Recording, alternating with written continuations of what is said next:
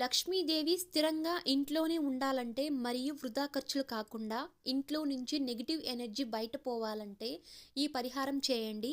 ఈ పరిహారం బుధవారం లేదా శుక్రవారం రోజులో చేయడం చాలా మంచిది. తప్పకుండా ట్రై చేయండి. ఇప్పుడు ఈ పరిహారం చేయడానికి కావలసిన వస్తువులు ఇలా ఒక పసుపు వస్త్రం తీసుకొని ఇందులో కొద్దిగా పచ్చకర్పూరం యాడ్ చేసుకోవాలి. ఇందులో ఇలా యాడ్ చేసుకున్న తర్వాత ఇందులో కొద్దిగా గంధం యాడ్ చేసుకోవాలి. కొద్దిగా కుంకుమ యాడ్ చేసుకోవాలి. ఇలా అంతా యాడ్ చేసుకున్న తర్వాత ఇలా వీడియోలో చూపించిన విధంగా మనం మూట కట్టుకోవాలండి. ఈ మూటను మనం ఉత్తర దిశలో అంటే కుబేర స్థానంలో మనం ఈ మూటను ఉంచాలి.